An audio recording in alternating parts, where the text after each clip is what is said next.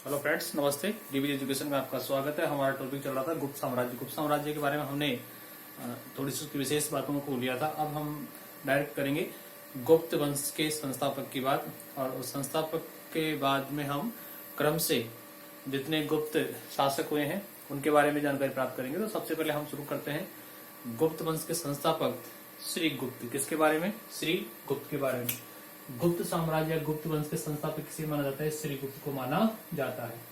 इनका जो शासन काल है वो कब से 275 से लेके 300 ईस्वी तक माना जाता है। 275 से लेके 300 ईस्वी तक माना जाता है। मतलब टोटल नंबर ऑफ ईयर की काउंटिंग करें तो इनका कार्यकाल कितने वर्ष का होता है? 25 वर्ष का इनका कार्यकाल माना जाता है। ठीक है फ्रेंड। अब इनका राज्याभिषेक मान लें, गुप्त वंश की स्थापना मान लें, उससे पहले का हम बैकग्राउंड देखें तो 230 ईस्वी तक उत्तर भारत में किसका शासन था? कुषाणों का। 230 ईस्वी तक उत्तर भारत में किसका शासन था? कुषाणों का शासन था। और 230 ईस्वी जैसे ही प्रारंभ हुई, कुषाणों का शासन क्या हो गया? समाप्त हो गया। ठीक है। इसके बाद में देखें तो 250 ईस्वी तक, 230 तक तो कौन? कुषाण।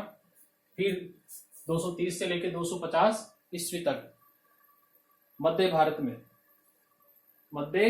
भारत में एक बड़ा भाग किसके अधीन था? शक मुरुंडों के अधीन था। किसके अधीन था? शक मुरुंडों के अधीन था। फिर 250 के बाद में 275 ईस्वी में गुप्त साम्राज्य की स्थापना की गई। किसके द्वारा? श्री गुप्त के द्वारा। किसके द्वारा की गई फ्रेंड? श्री गुप्त के द्वारा की गई। इन्होंने भी गुप्त साम्राज्य का विस्तार करने की कोशिश की, लेकिन वो सफलताएं नहीं मिल पाई। लेकिन एक तरह से इन्होंने गुप्त वंश की नींव रख दी थी। इन गुप्तों की या गुप्त साम्राज्य की जो प्रारंभिक राजधानी थी, स्टार्टिंग कैपिटल जो थी, वो क्या थी? अयोध्या। क्या थी? अयोध्या। प्रारंभिक जो राजधानी मानी जाती है वो क्या मानी जाती है? अयोध्या मानी जाती है। किनकी? गुप्त साम्राज्य की। श्री गुप्त के द्वारा चीनी यात्रियों के लिए एक मंदिर का निर्माण भी करवाया गया। साथ ही चीनी यात्री हित सिंह के अनुसार माना जाता है कि उन्होंने महाराजा की पदवी धारण की थी। श्री गुप्त ने केवल शासन किया, ज्यादा साम्राज्य विस्तार का काम नहीं किया। इसलिए इनका जो डिटेल था, शॉर्ट टर्म जो क्वेश्चंस बन सकते हैं वही चीजें शामिल की गई है। पूछा जा सकता है कि मध्य भारत में 250 ईस्वी तक किसका शासन रहा? तो कह सकते हैं सब मुरुंडों का शासन रहा। 275 ईस्वी में भारत में किस साम्राज्य की स्थापना हुई? गुप्त साम्राज्य की स्थापना हुई। किसके द्वारा की गई? श्री गुप्त के द्वारा की गई। गुप्तों की प्रारंभिक राजधानी क्या थी? अयोध्या थी। और इसी के अनुसार श्री गुप्त ने कौन सी पदवी धारण की? महाराजा की पदवी धारण की। उनके बाद में हम श्री गुप्त के बाद में हम बात करें तो उनके पुत्र या उत्तराधिकारी कौन थे? घटोत्कच। कौन? घटोत्कच। उन्होंने शासन किया कब से लेकर कब तक?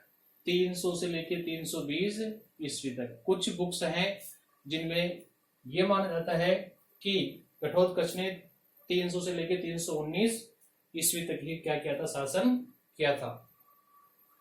इन्होंने महाराजा की उपाधि धारण की थी। इन्होंने तो क्या थी? इस सिंह के अनुसार इन्होंने तो क्या? महाराजा की पदवी, और इन्होंने क्या?